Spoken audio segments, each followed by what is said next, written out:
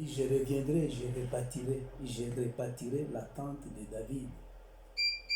Pourquoi il va rebâtir la tente de David? Parce que la tente, parmi tout le monde qui avait bâti des tentes en Israël, pourquoi il ne vient que rebâtir la tente de David? C'est parce que la tente de David avait répondu à la vision de Dieu.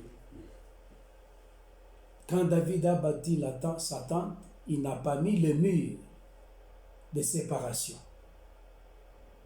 Les autres personnes qui ont bâti, les patriarches, tout le monde qui avait bâti, avait séparé les lieux saints et les lieux, les parvis et les lieux très saints. Mais quand lui est venu bâtir, quand David a bâti, à la place de mettre le mur, David a mis les chantres. Quand les chantres chantaient, la même gloire qui tombait dans les parvis était la même gloire qui tombait dans les lieux qui étaient inaccessibles à tout le monde. La volonté de Dieu, Christ est venu pour que tout le monde ait l'accès à la grande gloire que le mur ne permettait pas à tout le monde d'accéder. Je pense que je suis en train de me faire comprendre, bien aimé dans le Seigneur. Je voudrais que nous allons retourner plusieurs fois dans cet enseignement avec des différents versets ou des différentes écritures pour que nous puissions comprendre que toi qui t'inquiètes parce que ça ne marche pas, je vais te demander seulement de refaire. Tu peux refaire, tu peux recommencer, tu peux reprendre parce que tu n'es pas en retard. Le plus grand problème se pose au niveau où nous, servantes et serviteurs, nous prenons les gens, nous prenons les jeunes gens, nous les engageons à l'œuvre sans les avoir enseignés à comprendre, à devenir disciples, à se laisser flexibles devant le Seigneur pour être bâtis. Et nous leur donnons le titre, tu es diacre, tu es ancien, tu es ceci, tu es pasteur, tu es bishop, tous ces titres-là. Les titres ne sont pas mauvais, mais ce n'est pas le titre qui bâtit, c'est Dieu qui bâtit. Ce n'est pas le titre qui te construit, mais c'est Dieu qui construit. Et je voudrais encore entrer dans une deuxième équivoque. Bâtir, c'est laisser l'impact spirituel de la personne qui bâtit. Construire, c'est mettre le fond. Alors, nous devons avoir les deux choses à l'œuvre de Dieu. En tant que servante et serviteur, tu dois être bâti et construit. Tu dois avoir le fond et la forme. Aujourd'hui, nous travaillons à l'église ou dans les églises ou dans des ministères seulement avec la forme, mais il n'y a pas le fond. Il n'y a pas le fond, c'est ça la difficulté de ce que l'Église est en train de rencontrer aujourd'hui. Et nous croyons que Dieu va venir faire tout pour nous, parce que nous sommes au temps de la grâce. Je pense que dans nos prochaines interventions, nous allons toucher la capacité de la grâce dans l'Église. Quelle est la capacité de la grâce dans l'Église? Pourquoi la grâce est venue? La grâce est venue faire quoi? Nous allons toucher cette dimension à tête reposée pour permettre à comprendre, pour que nous puissions comprendre tous que la grâce a une spécificité qui est très importante à très bien comprendre et surtout très bien définir. Parce que si nous laissons cela en l'air, ça va emballer, ça va causer des dégâts énormes qui ne peuvent peut-être pas être réparables. Alors, je reviens à ces deux passages que nous avons lus. Ecclésiaste 7, 13. Regarde l'œuvre de Dieu qui peut redresser ce qu'il a courbé. Matthieu chapitre 18 verset 16, je bâtirai mon église. Je bâtirai. C'est comme si Jésus nous a exclus. Nous pouvions aujourd'hui poser la question au Seigneur, mais Seigneur, qu'est-ce qui se passe? Nous disons parfois que j'ai bâti l'œuvre, j'ai construit. Nous construisons le temple, mais Dieu bâtit ce temple. Dieu doit bâtir le temple. Que nous sommes d'abord. Alors, je voudrais revenir à cela pour dire, bien-aimés dans le Seigneur, nous sommes dans la vision de quelqu'un d'autre. C'est pourquoi Jésus a dit clairement, si nous sommes sages à comprendre, nous allons comprendre cela facilement et simplement, que nous sommes dans la vision de Dieu. Nous n'avons pas une vision imposée. Nous sommes dans la vision de Dieu. Peut-être une vision que nous n'avons pas bien interprétée et ça nous cause des problèmes, ça cause des dégâts, ça cause des divisions, ça cause la haine, ça cause la jalousie, ça cause beaucoup de problèmes. Pourquoi? Parce que nous ne comprenons pas que nous ne sommes que dans la vision du visionnaire. Quand vous lisez ces passages, vous comprenez comme si nous avons été exclus. Parce qu'il dit, je bâtirai. Où sommes-nous ici? Je voudrais que nous puissions comprendre où est notre place. Jésus pouvait dire, nous bâtirons. Mais où est notre place? Notre place est au service. Nous sommes serviteurs. Nous sommes contrôleurs. Nous sommes les gens qui font ce qu'on appelle un suivi de ce que le maître a commencé. Nous sommes les disciples de ce que le maître a commencé. Et c'est là que nous pouvons nous poser une question. Est-ce que réellement nous avons commencé la vision ou bien nous sommes dans la vision? Et c'est la raison pour laquelle vous allez comprendre que le grand but pour lequel Christ t'a appelé, Christ m'a appelé, ce n'est même pas pour prêcher, ce n'est même pas pour servir, c'est d'abord pour être avec lui. Je voudrais lire quelque chose avec vous dans l'évangile de Marc au chapitre 3. Marc chapitre 3, je vais lire au nom du Seigneur. Permettez que je retrouve le passage rapidement. Marc chapitre 3.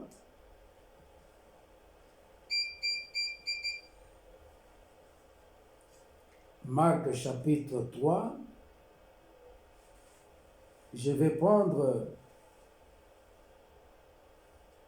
le verset 13. Écoutez ce que la parole de Dieu déclare. Il monta ensuite sur la montagne. Il appela ceux qu'il voulut. Et ils vinrent auprès de lui. Verset 14. Il en établit 12 pour les avoir avec lui. Premier objectif. Il nous a appelés juste pour être avec lui. La communion avec Dieu est plus que ce que nous faisons. Vous savez même que la chrétienté, ce n'est pas quelque chose que nous faisons, c'est quelque chose que nous devons être. Donc, son objectif, s'il a quitté le ciel, venir auprès d'une femme prostituée qu'il a reniée, auprès d'une personne qui n'avait pas une bonne vie, et mourir pour la personne, c'est pour être avec la personne. Donc, mais aujourd'hui, nous avons remarqué, beaucoup de gens préfèrent avoir un titre, être beaucoup occupé à l'église, mais même quand on ne le programme pas, il en fait des problèmes, ça devient des soucis, ça divise les gens parce qu'il n'est pas passé à la chair. Même s'il prêche dehors la chair, ça ne suffit pas. C'est ça notre problème. C'est vraiment inquiétant que cela a changé la façon de servir le Seigneur par rapport à l'Église primitive. Maintenant, regardez la deuxième raison.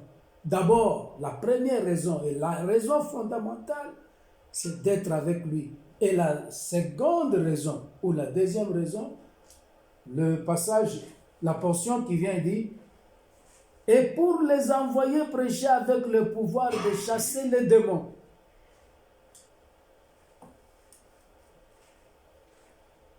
Pas avec le pouvoir de rester chauffer le banc. Les envoyer pour... Alors, si nous disons souvent que les démons sont en dehors de l'église, mais on nous a envoyé d'aller les chasser.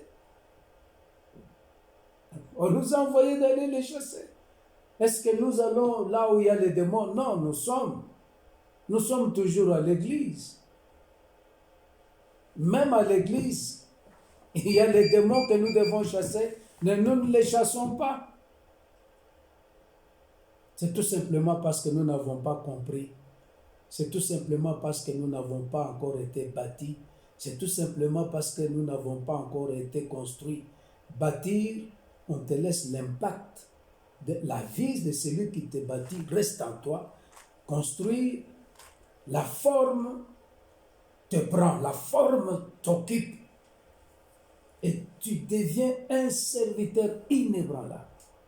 Une servante inébranlable. Et un serviteur et une serviteur, excusez-moi s'il vous plaît, une servante et un serviteur qui ne rougissent pas, qui ne sont pas les viseurs des biens matériels.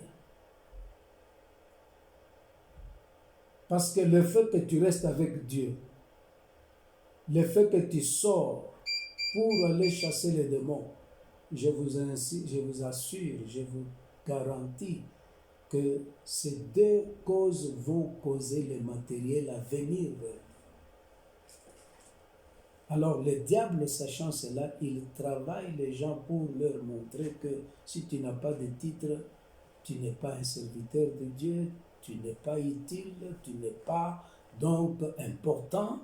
Il faut avoir un grand titre et puis il faut toujours aussi passer régulièrement à la chair, être vu par le public, la foule qui vient le dimanche. Je vous apprends que en grande partie, ce qui tue beaucoup de serviteurs qui sont allés chercher des moyens surnaturels du monde pour avoir la foule, c'est la foule qui tue les gens. La foule peut te tuer, la foule peut t'applaudir, mais sachez que dans la foule, il n'y a jamais eu une vision. Il n'y a jamais eu une vision. Dans la foule, il y a toujours une cacophonie, une forme de voix différentes avec des pensées différentes et des visions différentes. Retournons à la chose.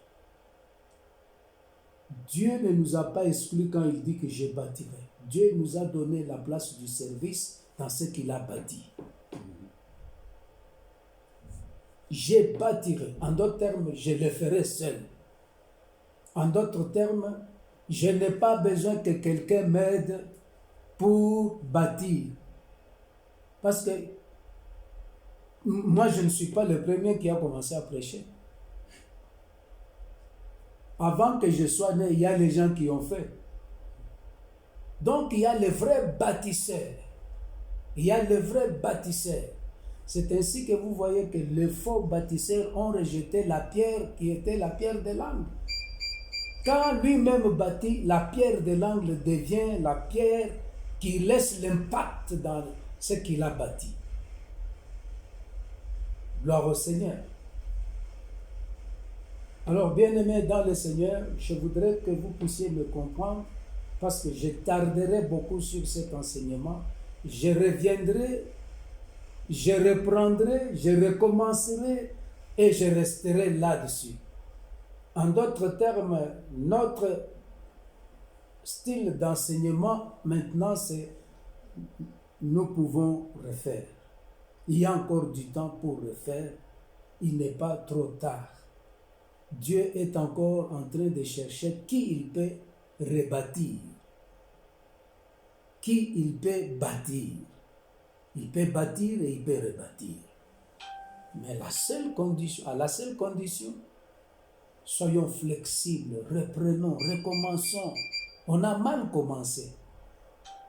On a mal commencé. Si Dieu a refait une nouvelle alliance, mais pourquoi toi tu vas te gêner? Pourquoi moi je vais me gêner de refaire la structure ecclésiastique, de refaire la façon, la mentalité qui t'anime même à la prière?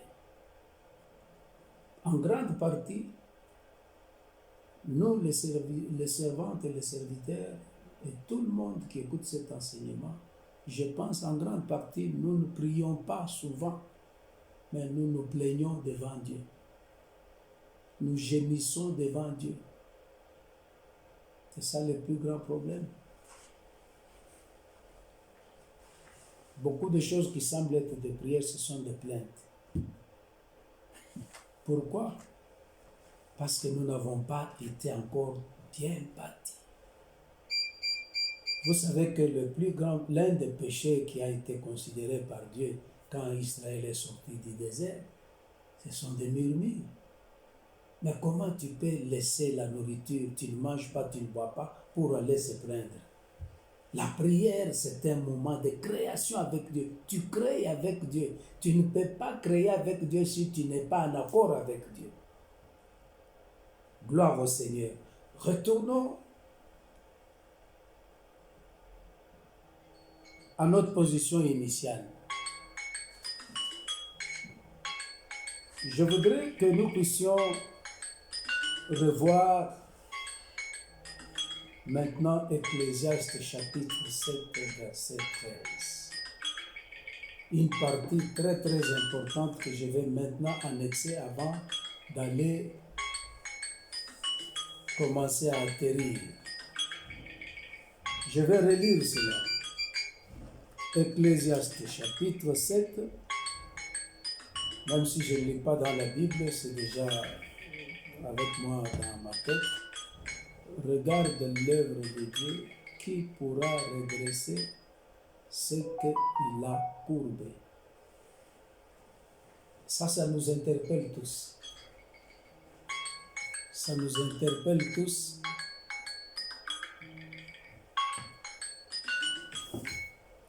Ça nous interpelle tous dans le sens de comprendre que quelque part, il y a toujours quelque chose que nous avons courbé. Je le dis encore, en pensée, en parole, en acte, il y a toujours quelque chose que nous avons courbé. Et je vais nous aider à comprendre comment pouvons-nous arriver à bien prendre cela et comment pouvons-nous interpréter très très bien ce passage. Nous nous excusons pour le bruit qui a dérangé ici, le téléphone, je m'excuse beaucoup pour ça, bien aimé. Nous retournons à ce qui est tellement important ici. Quelque part, nous avons courbé quelque chose. Quelque part, nous devons maintenant nous entraider à discerner, à comprendre comment on peut courber ce que Dieu a commencé à bâtir.